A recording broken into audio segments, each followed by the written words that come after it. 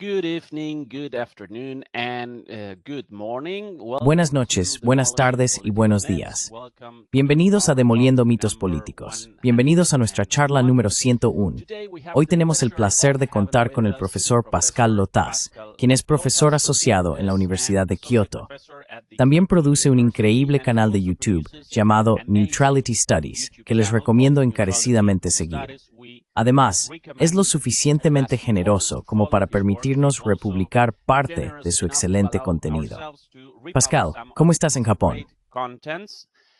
Pascal, how are you there in Japan? Estoy muy bien. Gracias, Ezequiel. Y gracias por invitarme. It's really a pleasure to have you here, and Es realmente un placer tenerte aquí.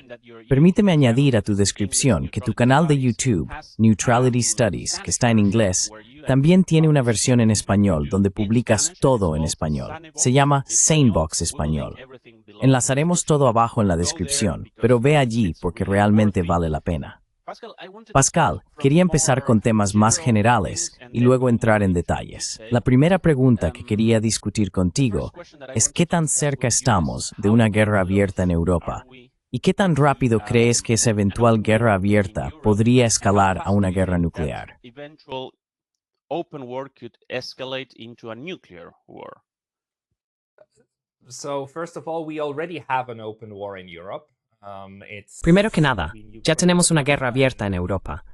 Es entre Ucrania y Rusia, y también entre la OTAN y Rusia dentro de Ucrania. Esta guerra ha sido muy sangrienta y horrible. No tenemos cifras exactas de bajas, pero es absolutamente seguro que está en los cientos de miles. Probablemente estamos cerca de 500,000 de soldados muertos de ambos lados, ucranianos y rusos combinados. Tenemos varias decenas de miles de civiles muertos. A menudo, los europeos dicen que esta es la primera vez que la guerra ha regresado a Europa desde la Segunda Guerra Mundial. Olvidan por completo que también tuvimos guerras en los Balcanes, que fueron muy sangrientas en los 90. Tuvimos Chechenia y otros conflictos. Pero ahora tenemos esta nueva guerra en suelo europeo. But we have this new war on European soil, and this war could escalate. Esta guerra podría escalar a lo que yo llamo la Quinta Guerra General Europea en 400 años. A menudo, la gente se refiere a ella como la Tercera Guerra Mundial, pero esa no es toda la historia. Tuvimos la Guerra de los 30 años, que terminó en 1648, y las guerras napoleónicas. Ambas guerras fueron a la escala de una guerra mundial dentro de Europa. La diferencia entre estas guerras y la Primera y Segunda Guerra Mundial es que, en aquel entonces, las potencias coloniales no se habían expandido lo suficiente como para exportar la guerra a todo el mundo. Pero esencialmente, fueron guerras generales en Europa, donde casi todas las naciones estaban involucradas.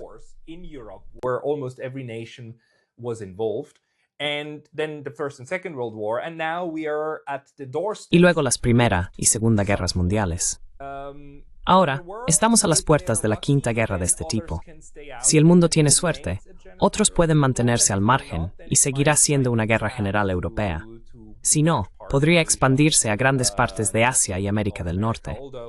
Sin embargo, dada la situación actual, creo que América del Sur, África y muchas partes de Asia están más aisladas. Incluso si los europeos entran en una guerra total, hay una extrema posibilidad de que otros no se involucren. Pero podría ser una quinta guerra general europea. Y estamos cerca de eso. Según el presidente de Serbia, Vučić, está a un mes de distancia. Mr. Vučić, that is only about 3 months away, and I hope he's wrong. I really hope he's Y espero que esté equivocado. Realmente espero que esté equivocado. En esa entrevista que hizo con mi compatriota, Roger Köppel, un editor a quien tuve la oportunidad de entrevistar en mi canal también, hacen muy buenos reportajes. Vučić dijo que podría ser en unos 3 meses. Los húngaros están muy preocupados. Viktor Orbán sigue diciendo que si la OTAN envía tropas, entonces él no enviará ninguna. No dirías eso, a menos que realmente estuvieras preocupado de que esto esté en las cartas. Esto no se trata solo de ganar más apoyo político dentro del país. Los húngaros y los serbios están seriamente preocupados. El resto de Europa, por alguna razón, que creo que es algún tipo de daño mental, parece bastante emocionado por esto. they are rather excited about this. There's a lot of people who say, like, we shouldn't be worried about nuclear Hay muchas war, personas que dicen que no deberíamos preocuparnos por la guerra nuclear o la guerra en general. Creen que solo tenemos que darle una lección a Rusia y desmantelar Rusia. Los europeos acaban de nombrar a Kaja Kallas como su nueva alta representante para asuntos exteriores, esencialmente la ministra de Exteriores de la UE. Borrell está fuera. Borrell. Mhm. No, Borrell is out. Ah, the new- Ah, la nueva, te refieres. Kaja Kallas es la nueva, sí. New one, yeah. Mhm. Yeah, she came in 2 days ago or 1 day ago. Sí, ella llegó hace 2 días o un día. Former one, and Borrell es ahora el anterior. former Y Kaja Kallas, la ex primera ministra de Estonia, es ahora la jefa de política exterior de la UE. Ella es la que sugirió dividir Rusia. Quiero decir, hace un mes o 6 semanas, ella dijo eso. Y ahora es la principal diplomática de los europeos. Ursula von der Leyen fue reelegida. Ursula von der Leyen was reappointed. So all of the signals. Entonces, todas las señales que Europa está enviando son como, bueno, estaríamos felices de tener una guerra con ustedes, una guerra total, y por eso estoy extremadamente preocupado. Y preguntaste sobre la cuestión nuclear. En los medios de comunicación convencionales leemos, no te preocupes por las armas nucleares, no te preocupes, los rusos están fanfarroneando. Esto es completamente tonto. Es realmente tonto jugar con fuego nuclear, y no tomar este riesgo en serio.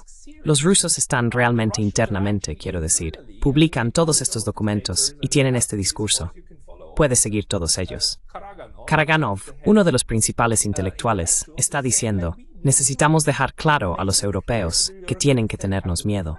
Necesitamos infundirles miedo nuevamente porque parecen no tomarlo en serio. Es como, ok, esto. It's like, okay,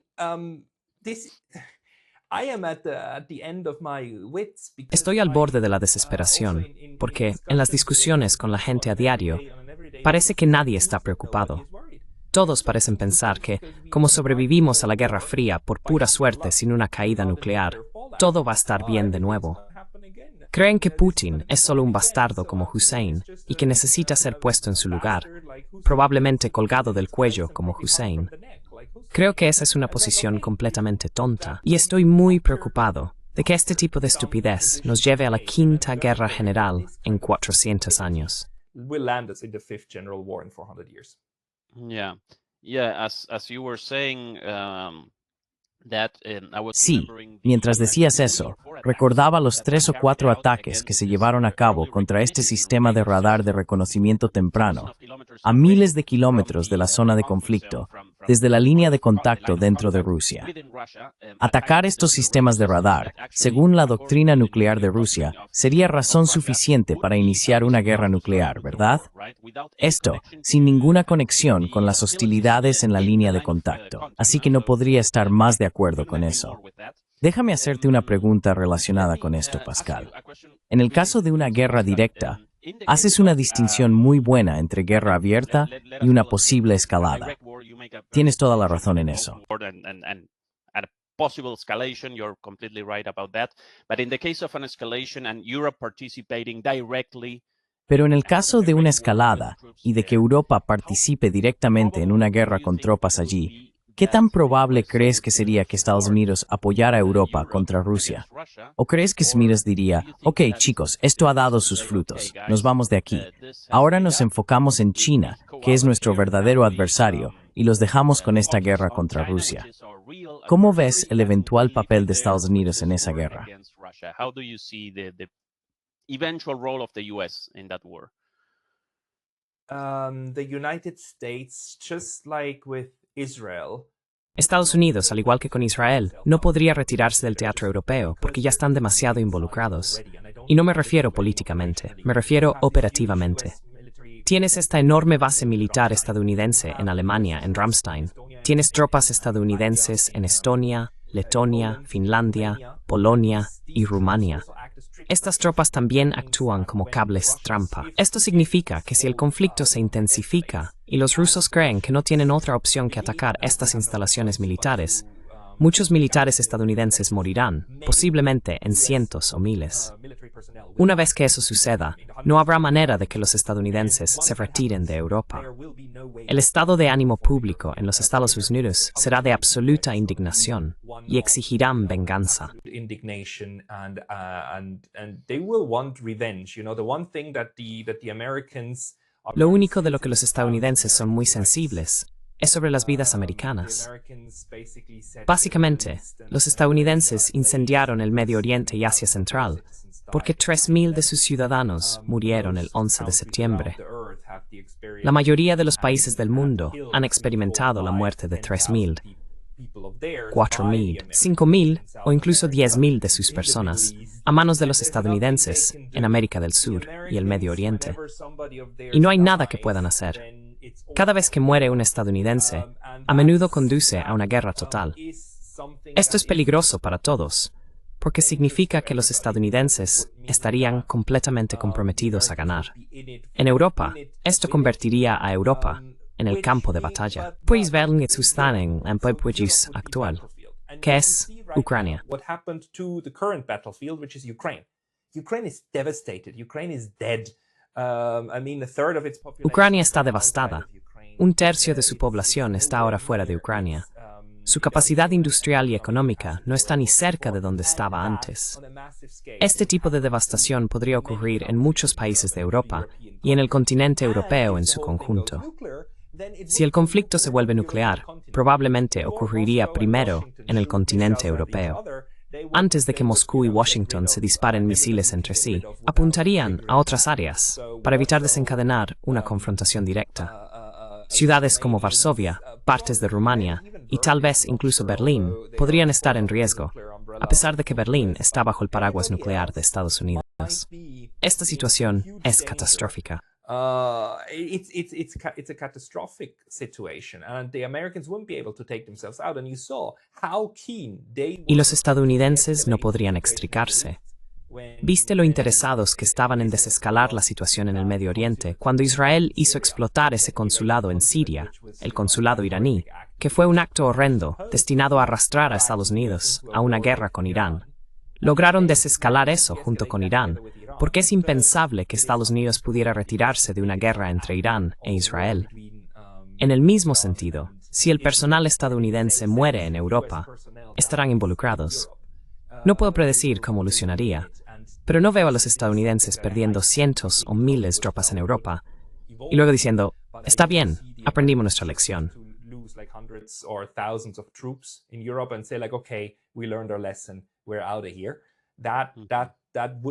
Esa no sería su reacción.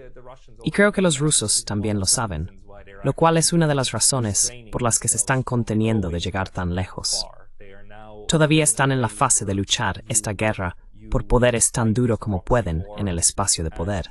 Pero el problema que enfrentamos es que los estadounidenses y los europeos están señalando que están dispuestos a ir más allá de ese espacio al dar el visto bueno a los ucranianos para usar estas armas contra Rusia propiamente dicha. Cuando digo estas armas, me refiero a que los británicos y los estadounidenses están ayudando a programar estos misiles, los ATACMS y los misiles Storm Shadow, para golpear objetivos en Rusia propiamente dicha.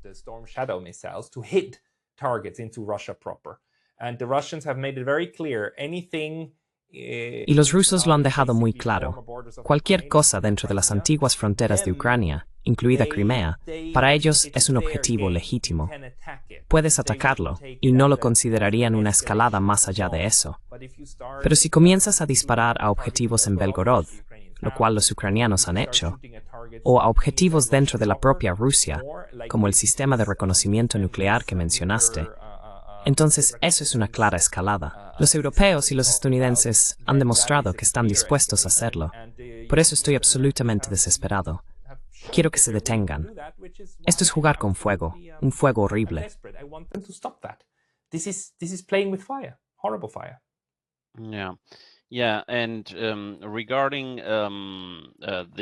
Sí, y con respecto a la participación de personal occidental en estos ataques, recuerdo que incluso Scholz lo admitió públicamente cuando dijo que personal militar francés y británico estaba programando los misiles de largo alcance que se dispararon desde Ucrania. esos misiles Storm Shadow y misiles Scalp. Así que no es algo sobre lo que estemos especulando, es algo que se acepta públicamente. Pero déjame preguntarte, ¿cómo crees que podría cambiar esta situación si Donald Trump fuera elegido? Hoy tendremos el primer debate presidencial. Eso será divertido de ver, sin duda. ¿Crees que algo cambiaría en este sentido, en la situación general que describías?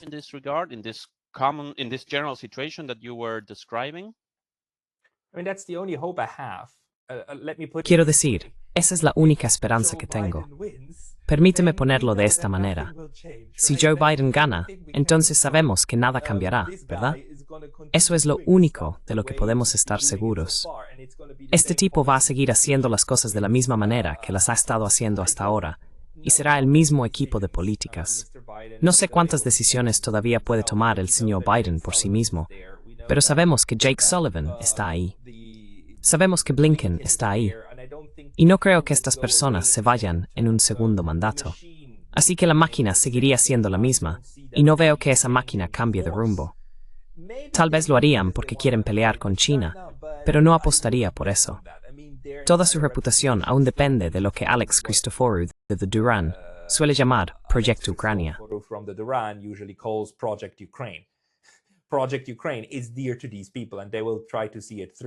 El proyecto Ucrania es querido por estas personas y tratarán de llevarlo a cabo de una manera u otra. Así que eso es lo único de lo que podemos estar seguros. Ahora, lo que Trump realmente hará, por supuesto, no lo sabemos. Dijo que encontraría una manera de terminar la guerra el primer día. Recientemente dijo que la OTAN es parte del problema y que la expansión de la OTAN provocó a Rusia, lo cual es un gran cambio, ¿verdad? Nigel Farage dijo lo mismo. Esto representa un cambio en lo que dicen los políticos de alto nivel, que están muy cerca del poder. Así que si Trump vuelve al cargo, creo que hay una posibilidad de que encuentre una manera y comience a hablar con los rusos, diciendo algo como, está bien, ¿quieres un trato?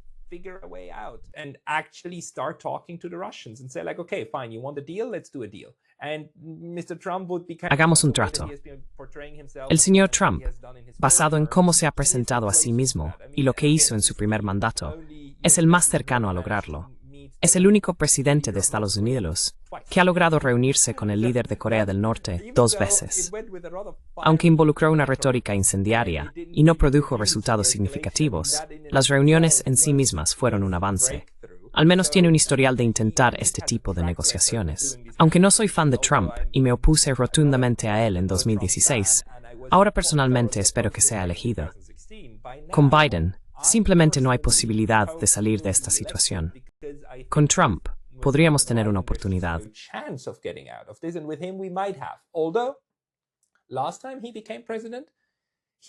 Aunque la última vez que se convirtió en presidente, seleccionó exactamente a las personas equivocadas para su política exterior. Trajo a Pompeo como su secretario de Estado. Trajo a ese tipo con bigote de morsa, ¿cómo se llama? Bolton. John Bolton. Es un ser humano despreciable en todos los niveles, especialmente en términos de cómo está dispuesto a matar a millones para lograr su visión de la política exterior. No degradó a nadie del Estado permanente, y Victoria Nuland todavía estaba allí junto con los neoconservadores. Así que todas estas criaturas del pantano permanecieron o incluso fueron elevadas. Pero eso fue la última vez. Tal vez tendría un poco de esperanza de que ahora entienda mejor esa dinámica y que podría no volver a nombrarlos.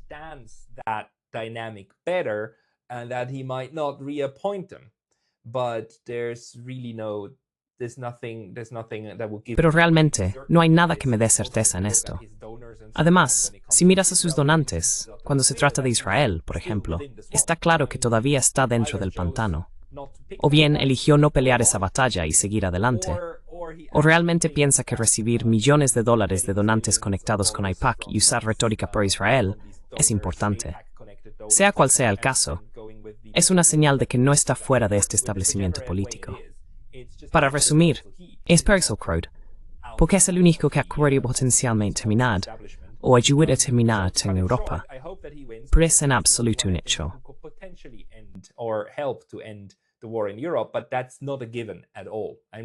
Solo creo que Joe Biden definitivamente no haría eso.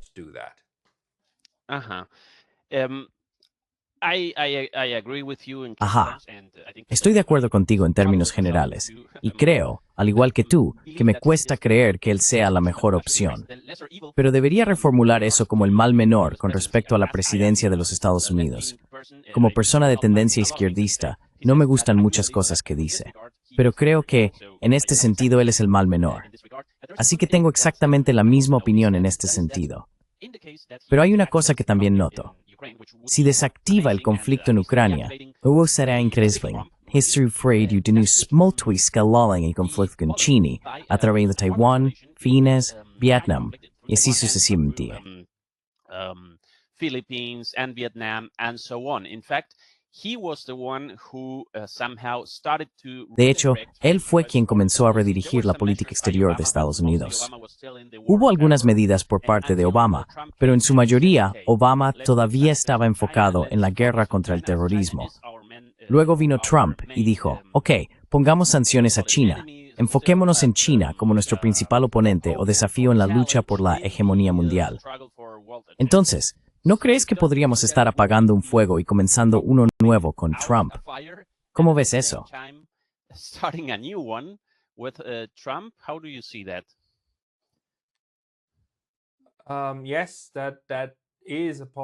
Sí, esa es una posibilidad, porque lo único en lo que creo que los demócratas y republicanos en los Estados Unidos, especialmente en el Congreso, están de acuerdo es en que quieren confrontar a China.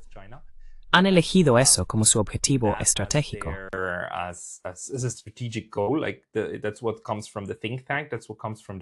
Eso es lo que viene del grupo de expertos. Eso es lo que viene de la retórica.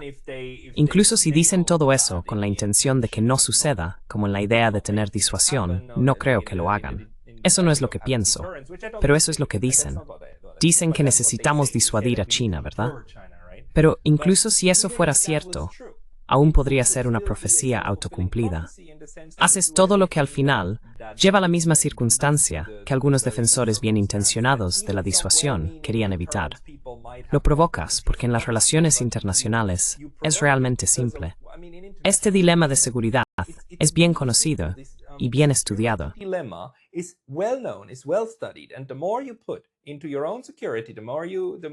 Y cuanto más inviertes en tu propia seguridad, más armas compras y produces, y más barcos posicionas cerca de China, más amenazada se sentirá China.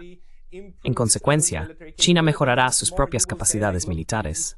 Entonces dirás, mira, están mejorando su equipo militar, necesitamos mejorar el nuestro. Esto lleva a una escalada, un dilema de seguridad. Al menos, eso es seguro. Ahora, no creo que estén siendo sinceros. Creo que en realidad quieren esa guerra porque quieren romper a China, similar a cómo quieren desintegrar a Rusia.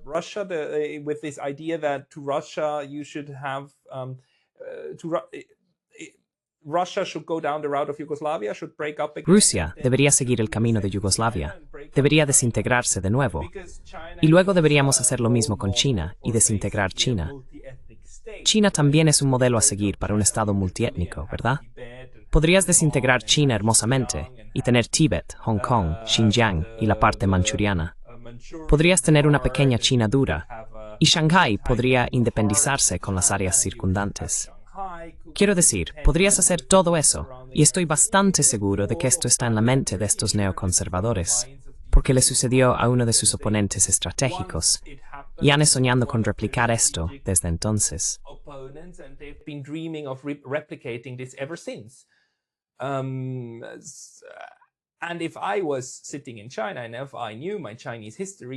Si yo estuviera en China y conociera mi historia china, me preocuparía por eso. China misma pasa por periodos de estar unida y desunida. Creo que los estrategas estadounidenses y los republicanos intentarían redirigir sus esfuerzos hacia China. Sin embargo, el movimiento de Trump, el movimiento MAGA, ha sido lo más cercano a un esfuerzo de restricción dentro de los Estados Unidos que hemos visto en los últimos 80 años. La ideología de América Primero, con su enfoque en nuestro país, fue prominente por última vez en los años 30 y 40. Hoy en día a estas personas se les llama aislacionistas, a menudo de manera peyorativa. Isolationists. Isolationists, yeah, and pejoratively, right? Pejoratively, because these people are isolationists. Peyorativamente, a estas personas se les llama aislacionistas. Sin embargo, con los estudios que realizo, constantemente recuerdo a la gente que en ese momento nadie se consideraba a sí mismo como aislacionista. Se consideraban neutralistas. Eran neutrales. No intervendrían en guerras extranjeras y, en palabras de Quincy Adams, no buscarían monstruos en el extranjero para luchar. Simplemente se concentrarían en sí mismos. El movimiento de Donald Trump, al menos las personas en el terreno que lo apoyan, incluye a algunos que piensan de esta manera.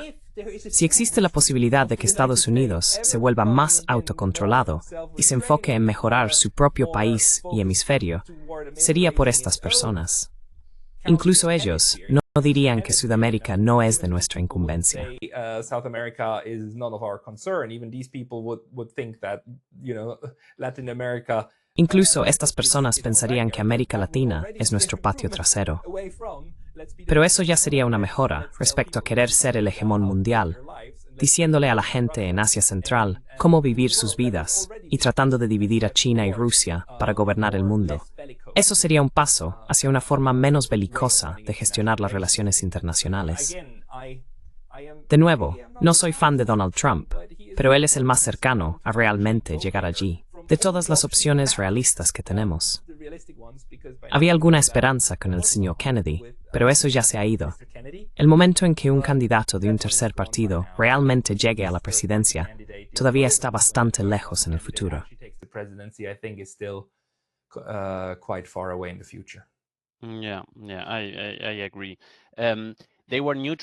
Sí, estoy de acuerdo.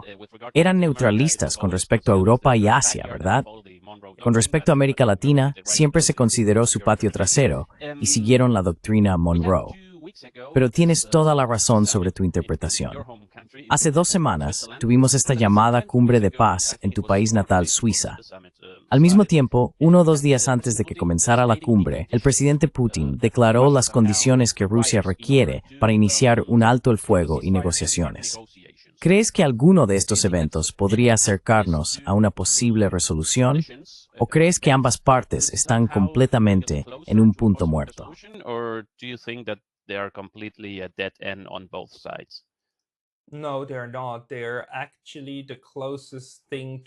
No, no lo son.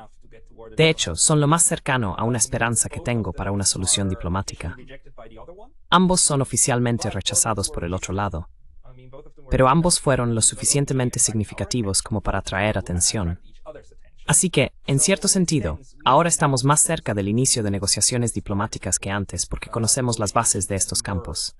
Los europeos, o el occidente colectivo, han dejado más o menos oficialmente de lado la fórmula de paz de Zelensky.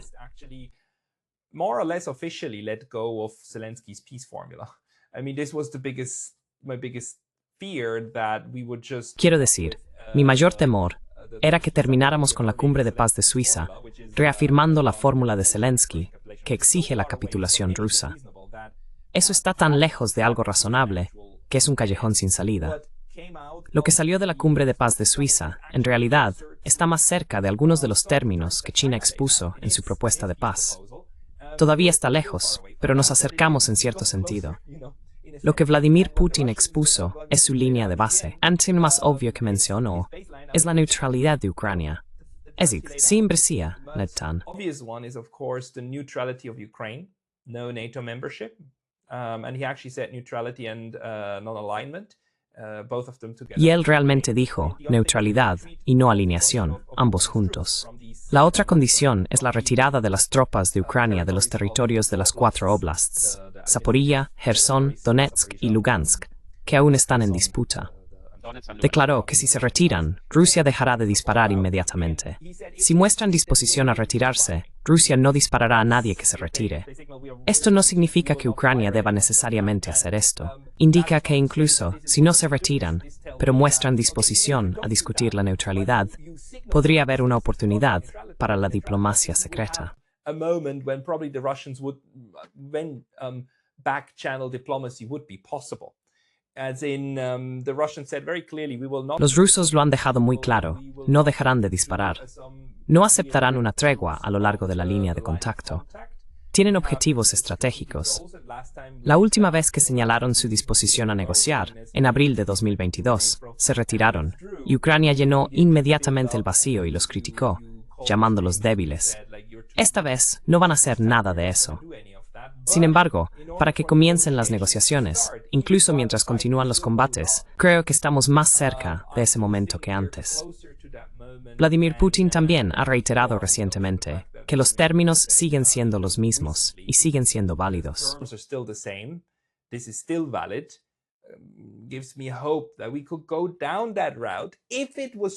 Me da esperanza que podríamos seguir ese camino si se eligiera.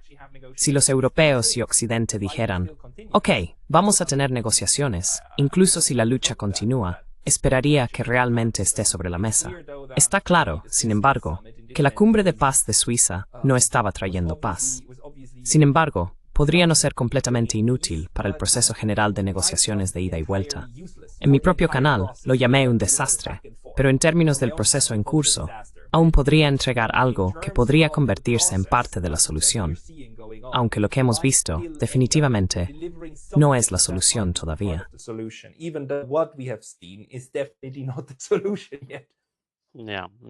In fact, one of the Sí, de hecho, uno de los puntos finales de esta resolución muy diluida fue la participación de la otra parte en el conflicto, que sorprendentemente no estaba participando en la cumbre de paz.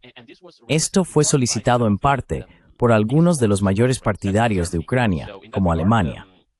Así que en ese sentido, aunque fue un desastre como lo llamaste, y estoy de acuerdo con tu evaluación, podría acercarnos diplomáticamente a una solución. Desde el lado ruso, no estoy seguro de que Putin haya hecho esta propuesta esperando que fuera aceptada. Creo que más bien esperaba lo contrario, pero aún así es un paso hacia una resolución. Pero cambiemos el enfoque por un segundo. Trabajas en Japón, pero eres suizo. In Japan, but you are Swiss, you're an European citizen. We were talking, Eres un ciudadano europeo. Estábamos hablando, creo, hace 2 semanas en tu canal sobre Europa y por qué están haciendo lo que están haciendo, lo cual es de alguna manera dispararse en el pie. ¿Cómo ves eso, Pascal? ¿Por qué Europa está tomando este camino suicida hacia una guerra que no tiene ningún beneficio para Europa?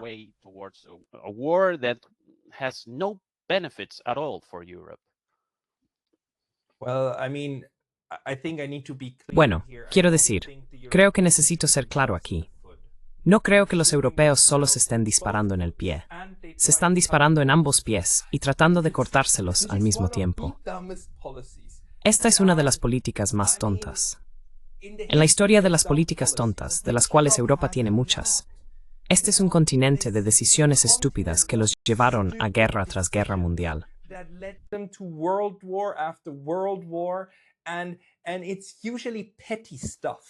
Y generalmente son cosas insignificantes las que los llevan allí. Solo ten en cuenta que la Primera Guerra Mundial se libró principalmente entre monarquías, todas ellas relacionadas por primer o segundo grado. Incluso los monarcas decían, sí, tenemos que ir y hacer esto. Los alemanes, los británicos y los rusos eran primos, por el amor de Dios, y aún así eligieron hacer eso. Así que, una historia de decisiones estúpidas. Pero actualmente, especialmente la naturaleza implacable de seguir un camino que ya ha demostrado no funcionar, como las sanciones. La Unión Europea, hace 2 semanas, promulgó el 14º paquete de sanciones. The European Union 3 weeks ago, enacted the 14th sanction package.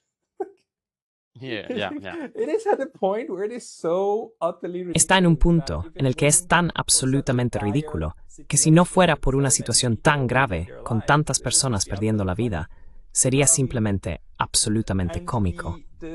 La economía rusa está en auge. La economía estadounidense está en auge. La economía europea está en declive.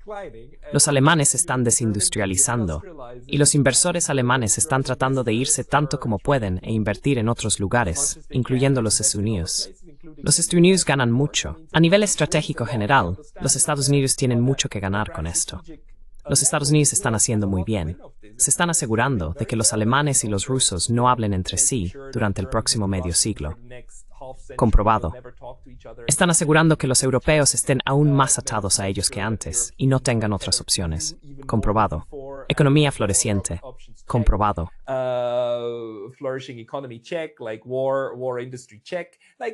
Como la industria de la guerra. Entendido. Para los estadounidenses, esto es fantástico. Para los europeos, a nivel nacional, esto no tiene sentido. Ustedes son el campo de batalla potencial de una guerra mucho más grande. Están perdiendo económicamente. Los alemanes tuvieron uno de sus mayores proyectos de infraestructura destruido.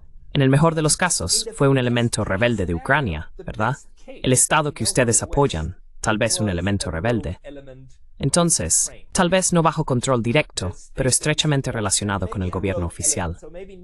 Y ese es el mejor de los casos. Podría haber sido Ucrania, el Estado, lo que lo haría aún peor. Podría haber sido uno de sus aliados de la OTAN, lo que lo haría mucho, mucho peor. Y la solución para esto es simplemente ignorarlo. No hablemos más de ello. Desaparecerá. Todos lo olvidaremos. Y lo olvidamos.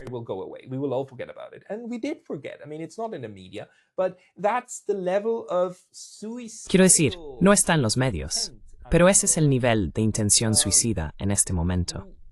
Y eso todavía parece estar en las mentes de algunos de estos élites globalistas que están tan atados a los Estados Unidos que están dispuestos a hacer eso, ideológicamente y financieramente. Comparo eso con la forma en que los líderes y élites de Europa del Este, durante la Guerra Fría, estaban firmemente atados a la Unión Soviética. Su supervivencia dependía del apoyo político de la Unión Soviética. Por lo tanto, hicieron todo lo posible para mantener ese apoyo. Y en el momento en que ese apoyo desapareció, estos estados colapsaron.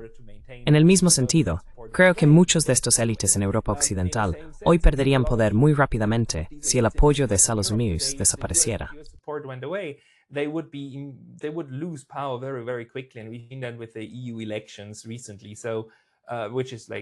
Y lo hemos visto con las elecciones de la UE recientemente, lo cual fue algo bueno. Nos dio una idea de que muchas personas no apoyan la trayectoria actual. Aún así, demasiadas personas la apoyan, pero un número significativo ya está completamente alienado, y ese grupo solo va a crecer. Estamos viendo las grietas ahora.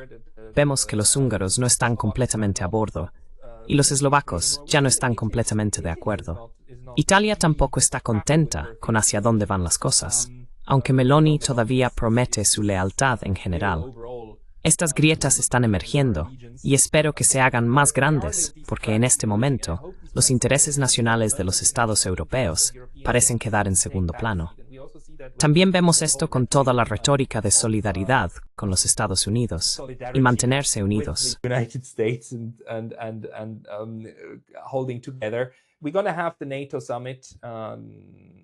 Vamos a tener la cumbre de la OTAN pronto, a principios del próximo mes, a principios de julio en Washington.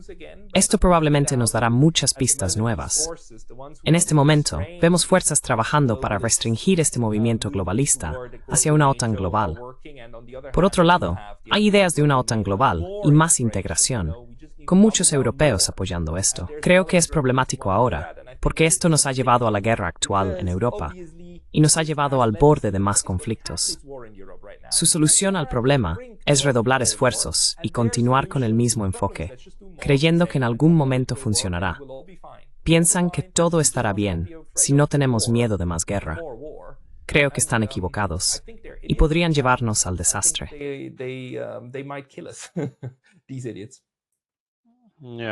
Let's not forget next to the Sí, no olvidemos la destrucción de los gasoductos Nord Stream y el intento de asesinato contra Fico, que el propio Fico caracterizó como provocado por la OTAN, sin mencionar la discriminación que Orbán, o el húngaro Orbán, recibe todo el tiempo.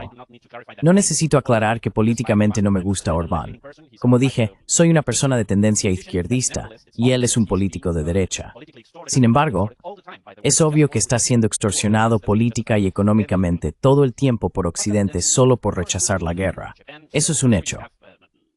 Pascal, vives en Japón, así que estoy seguro de que tienes una muy buena visión de la opinión pública. ¿Qué ves en las calles? ¿Cómo percibe el japonés común este conflicto? ¿Cómo perciben la posición asumida por Japón en este conflicto? assumed by Japan in this conflict. What do you see there?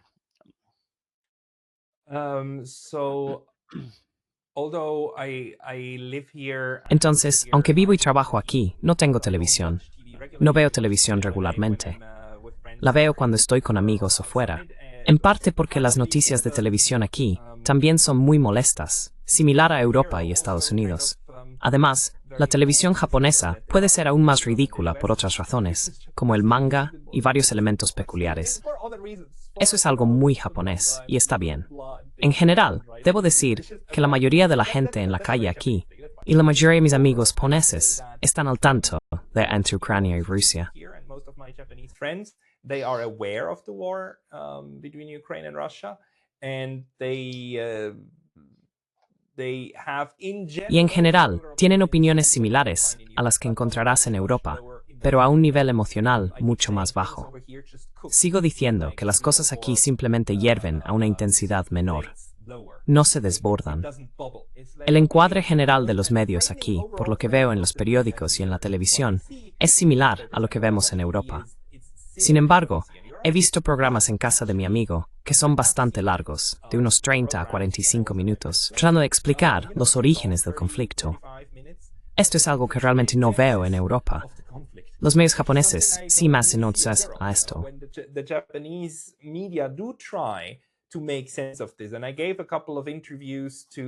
Di un par de entrevistas a periódicos aquí, incluido el periódico Asahi. La periodista trató de entender la neutralidad de Suiza. Le tomó 2 semanas escribir un breve artículo de media página e entrevistó a diferentes personas. Intentan profundizar bastante y no comienzan con una narrativa desde el principio. Eso ya es bastante diferente. Lo que es similar es que toman su guía, su principal marco interpretativo, de Occidente, como el New York Times, y luego construyen sobre eso. En general, aquí se enseña a la gente que Rusia invadió Ucrania, que Rusia está librando una sangrienta guerra de agresión y que Ucrania se está defendiendo.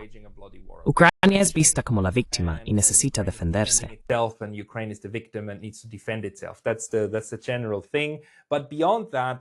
Ese es el sentimiento general.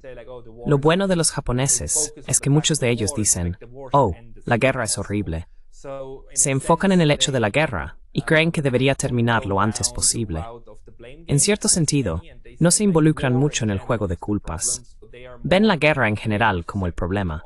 Son más receptivos a los argumentos de que si pudiéramos terminar la guerra mediante negociaciones mañana, eso sería genial. Muchos de mis amigos japoneses están de acuerdo y dicen que eso sería fantástico. La cuestión de la culpa entonces pasa a un segundo plano. Esto me hace sentir positivo sobre su perspectiva. Creo que eso es lo que puedo decir en general. Yeah, I think that's what I can say in general. And you know, Japan's the approach of the government has also been close. El enfoque de Japón, al igual que el de Suiza, se ha caracterizado por una menor intensidad de emociones. Su política hacia la guerra en Ucrania es similar a la suiza. Envían ayuda humanitaria y apoyo no letal, como cascos, pero no armas ni municiones. También han impuesto sanciones a Rusia, al igual que los suizos, pero se detienen antes de involucrarse militarmente. En términos de participación en la guerra, Japón y Suiza se clasificarían bastante bajo dentro del colectivo occidental. En contraste, países como Alemania y Francia están al borde de enviar tropas y ya han enviado armas letales.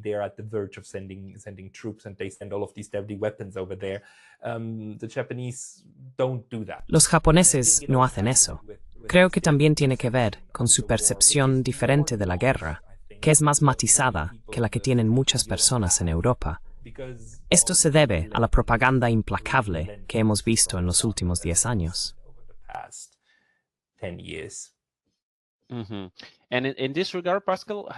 Y en este sentido, Pascal, ¿cómo fue la visita de Putin a Corea del Norte y Vietnam hace 2 semanas?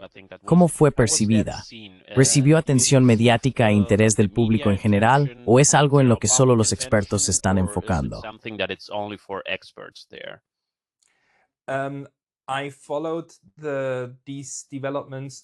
Seguí estos desarrollos tan de cerca en los medios occidentales que ni siquiera presté atención a los medios japoneses. Lo siento, no lo sé. Tendría que buscarlo para ver cómo se informó.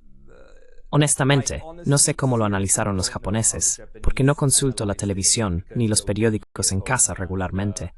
Lo siento. The newspapers, I don't consult them regularly. I'm sorry. Okay, but nevertheless, I will ask you one last question with regard to Está bien, Japan as pero no having obstante, a- te haré una a última lover of pregunta many, sobre Japón. cultural Soy un amante de muchos things of aspectos de la Japanese cultura culture, japonesa, in particular particularmente manga el manga y el I think anime. a lot of people Creo que a mucha love gente that, le encanta eso, including incluyéndome a mí. Entonces, eres una persona suiza que vive en Japón desde hace varios años. ¿Cómo es la experiencia personal para un europeo vivir allí, en una cultura que es bastante diferente de la cultura europea en general? Yes, it's quite different from European culture in general terms. I don't. Es muy feliz aquí. Para mí, es uno de los mejores del mundo. Es realmente seguro. It is ridiculously safe. It is ridiculously well developed in all. Japón está ridículamente bien desarrollado en todos los aspectos que puedas imaginar. Todo aquí funciona. Es extremadamente limpio y la sociedad es pacífica. La gente se cuida mutuamente. A menudo pienso en esto cuando ando en bicicleta por Kioto. Veo cuánto se preocupan las personas unas por otras, como los niños de la escuela cruzando la calle con la ayuda de un abuelo, y cómo la gente se asiste en muchos niveles. Como sociedad, es un lugar que aprecio mucho. Se siente como en casa. He estado viviendo aquí durante 10 años consecutivos, pero vine por primera vez hace 20 años, y he estado yendo y viniendo desde entonces. Ahora, después de 10 años seguidos, realmente se siente como en casa. Then been on and off, but now 10 years in a row, it feels like home, and it is, of course, it's a different culture, but it is one. I keep thinking. Por supuesto, es una cultura diferente, pero sigo pensando, y ya lo pensaba hace 20 años, que Japón se siente como la parte más oriental de Occidente.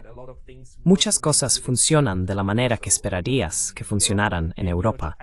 Desde la década de 1860, Japón decidió desvincularse de Asia y alinearse más con Occidente. Eso se puede sentir aquí. Las cosas están estructuradas de una manera que también esperarías en Occidente. Cuando voy al sudeste asiático, me siento más extraño porque las señales culturales funcionan de manera diferente. Esto probablemente también tiene que ver con el hecho de que he estado aquí por un tiempo, pero no se siente tan extraño. For a while now, but it doesn't feel that strange. And the Japanese are also, in terms of human rights, for instance, Los japoneses, en términos de derechos humanos y su percepción de la democracia, están muy alineados con la forma en que Occidente piensa sobre estos temas, aunque no del todo igual. Son muy humanistas y pacifistas, lo cual aprecio mucho. Son más pacifistas que los europeos. Este pacifismo los modera en este momento, a pesar de que el gobierno está aumentando el gasto en activos militares y produciendo sistemas de misiles domésticos. No rechazan lo militar, pero son muy firmes en cuanto al pacifismo tanto dentro como fuera del país, mucho más que los europeos. Por ejemplo, los japoneses no participan en misiones de mantenimiento de la paz semiofensivas. the semi-offensive peacekeeping missions. They not send people abroad. They actually No envían personas al extranjero. De hecho, limitan su relativamente fuerte ejército. Intentan mejorar las relaciones diplomáticas con China.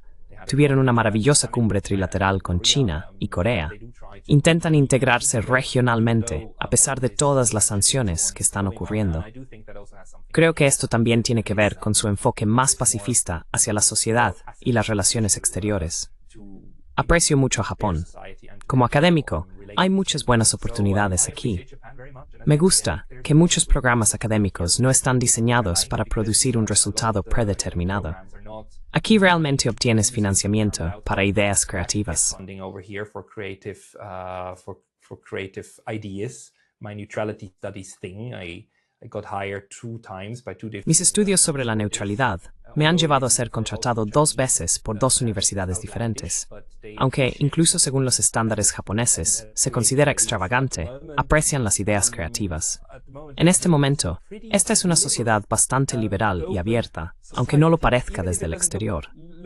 Debo decir, sin embargo, que esto depende de dónde trabajes. Si trabajas para una de las empresas, Entonces, estás en un campo muy restrictivo y estás muy confinado, culturalmente también. Pero hay espacios en Japón, que creo que una vez tuvimos en Europa, que ahora se están volviendo más restrictivos. Además, la libertad de expresión aquí sigue siendo mucho más abierta que en Europa. It's way more open than in Europe. And this whole idea that you have to. Y toda esta idea de que tienes que tener cuidado con lo que dices y puedo hacer esto, puedo hacer aquello. La cultura de la cancelación no la tienes aquí. Y si la tienes, es una versión mucho más atenuada, lo cual es interesante. Mientras que hacia el exterior, Japón intenta parecerse a otra versión de Europa, en el interior no funciona así. Encuentro eso muy liberador. Very actually liberating to myself. Vale, me sorprende que digas que Japón es más seguro y limpio que Suiza, que se supone que es muy segura y muy limpia. Pero vaya, entonces debe ser prístino, diría yo. Pristine, I would say, Quiero decir aquí, en cualquier estación a la que vayas, puedes usar el baño de la estación. Y probablemente incluso tiene un washlet que te limpia ahí abajo. Y en sí mismo está limpio. Nadie tira colillas de cigarrillos. Me molesta mucho cuando vuelvo a Europa y todos simplemente tiran sus colillas de cigarrillos. Los peores son las personas en la estación de Berna que tiran sus colillas en las vías. Ese es el lugar para tirar tus colillas. Idiotas, ¿por qué las tirarías allí? No puedes recogerlas. Aquí nadie siquiera pensaría en hacer eso. Si fumas un cigarrillo, te lo llevas a casa contigo. No tienes basureros aquí, lo cual es algo molesto, pero la gente se lleva su basura a casa. La gente se comporta muy bien en la mayoría de las cosas.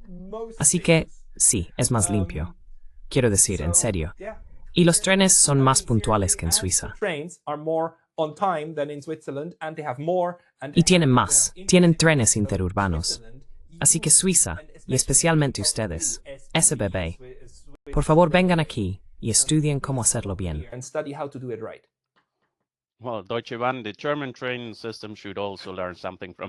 Bueno, Deutsche Bahn, el sistema de trenes alemán, también debería aprender algo de allí, porque no funciona como debería. Funciona mejor que en muchos otros países, pero aún tiene problemas. Pascal, tenemos esta pregunta. Cuando terminamos nuestros programas, dejamos que el orador, nuestro invitado, termine con sus propias palabras. Lo que quieras decir, lo que pienses que quedó fuera, tienes el honor de cerrar esta muy agradable charla.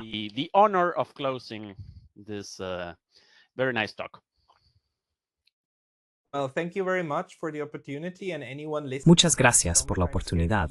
A cualquiera que esté escuchando, a veces recibo correos electrónicos y preguntas de personas que me preguntan, ¿qué podemos hacer? Compartimos tu sentido de urgencia y desesperación por lo que está pasando. ¿Qué podemos hacer? Lo único que me gustaría recordarles a todos es que hagan lo que puedan. Tenemos que formar una red de personas, como Ezequiel está haciendo al contactarme a mí y a otros. Tenemos que crear redes de personas que se opongan a las tonterías que están ocurriendo. Tenemos que denunciarlas y trabajar en contra de ellas a nuestra manera con lo que podamos hacer y tratar de hacer que se interconecten. No deberíamos construir grandes estructuras porque una y otra vez son capturadas y se convierten en parte del problema. Crea una red de personas con ideas afines. Envía boletines o cualquier idea creativa que se te ocurra que puedas hacer hoy en 30 minutos o una hora. Y aunque solo llegue a un par de personas, será parte de lo que necesitamos para salir de esta locura. Actualmente, estamos pasando por un periodo de locura en Europa y América del Norte que nos está llevando por un camino muy oscuro. Así que no pienses que eres impotente. Simplemente haz lo que esté dentro de tu poder. Eso es lo que me gustaría transmitir a todos. I think that's what I would like to convey to everybody. I subscribe your words completely. Estoy completamente de acuerdo con tus palabras para todos nuestros espectadores. No olviden suscribirse al canal de Pascal en inglés, que es Neutrality Studies, y a su versión en español, que es Sanevox Español. Solo revisen la descripción, pondremos los enlaces allí abajo. Y bueno, vamos a terminar aquí. Pascal, fue un placer. Hasta la próxima. Here, Pascal, it was a pleasure. So See you next time. Gracias. Bye.